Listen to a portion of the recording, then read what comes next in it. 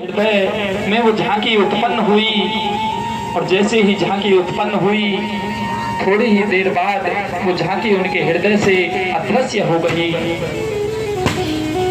और जैसे ही वो झांकी नारद के हृदय से निकल गई तो नारद जी सोचने लगे कि ये क्या हुआ, और हड़बड़ाकर एक साथ समाधि से उठ करके खड़े हो गए और देखा, बोले जिस झांकी को मैंने हृदय में बसा रखा था आखिर वो झांकी कहाँ गई। अब तो नारद जी सोच करने लगे। उसी समय आकाशवाणी हुई, बोले बेटा रामदास, इस जन्म में मैं तुझे मिलना कठिन हूं, इस जन्म में तू मुझे प्राप्त नहीं कर सकता, लेकिन मैं कहता हूं कि जब इस सृष्टि का प्रलय हो जाएगा और दोबारा से जब सृष्टि का सृजन होगा तो मेरा परम लाडला भक्त नारद बनकर के आएगा। तो नारद जी कहते हैं, बोले देखिए व्यास जी महाराज, उन देव दत्ता में माम वीणा समाधि लग गई। और जैसे ही समाधि लगी तो नारद जी ने जो चतुर्थ श्लोकी भागवत का ज्ञान अपने पिताजी ब्रह्मा जी से प्राप्त किया था, वही भागवत जी के 4 श्लोक वेद व्यास जी के कान में कह दिए। और उन्हीं 4 श्लोक का विस्तार करते हुए नारद जी वेद व्यास जी ने 18,000 मंत्र लिख करके तैयार कर दिए। 365 अध्याय, 18,000 श्लोक और 12 स्कंद बना करके वेद व्यास जी ने तैयार कर दिए। लेकिन व्यास जी के मन में पीड़ा होने लगी। बोले मैंने भागवत को लिख तो दिया, लेकिन इसे मैं सुनाऊं किसको, इसका प्रचार प्रसार कैसे हो, मैं इसे सुनाऊं किसे। क्यों? क्योंकि भागवत का अधिकारी हर कोई नहीं होता। भागवत हर किसी के बस में नहीं है कि वो भागवत सुन ले। देखिए आपके गांव में भी न जाने और कितने लोग होंगे, लेकिन वो ये कहें, वो उनकी सामर्थ्य नहीं कि अपनी मर्जी से इस कथा में आकर के बैठ जाएं। जब परमात्मा की कृपा होगी तब इस आनंद की तरफ उनके कदम बढ़ेंगे कि बिनु हरि कृपा मिले नहीं संता, बिना हरि की कृपा से संत मिलते नहीं हैं। और जब तक संत नहीं मिलते तब तक सत्संग नहीं मिलता, और जब तक हमें सत्संग नहीं मिलता तब तक वो परमात्मा हमें प्राप्त नहीं होता।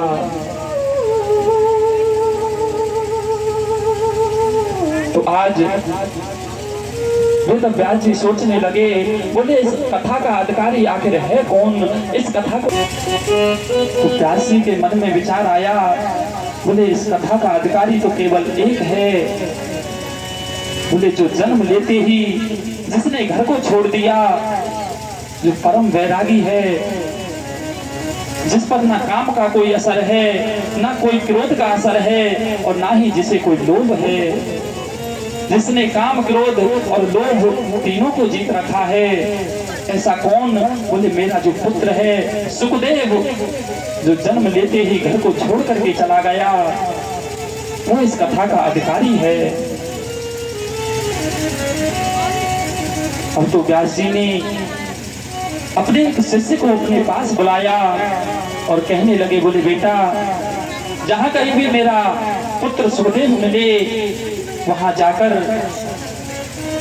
एक मंत्र, एक श्लोक भागवत जी का उस शिष्य को रटा दिया और कह दिया, बोले बेटा जहां मेरा पुत्र सुखदेव मिले वहां पर जाकर के इस श्लोक का गायन करना, इस श्लोक को गाकर के सुनाना। अब तो शिष्य वन में जाता है और देखा तो सुखदेव भगवान समाधि में बैठे हैं, और उस शिष्य ने वो आधा मंत्र, आधा श्लोक श्री सुखदेव भगवान के पास जाकर के सुनाया और वो कहने लगा, वरहा पीडम नटवर वपुः कर्णयो कर्णिकारम बिभ्रद वासः कनक कपिशम वैजयंती च माला।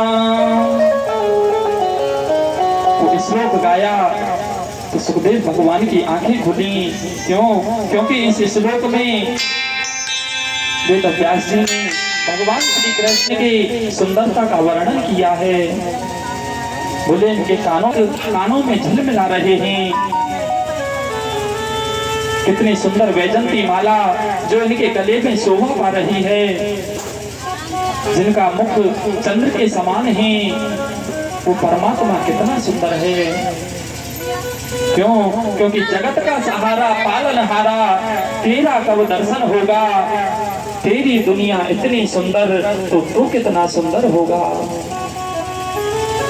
और सच भी है कि उसकी कारीगरी का कोई पार नहीं पा सकता।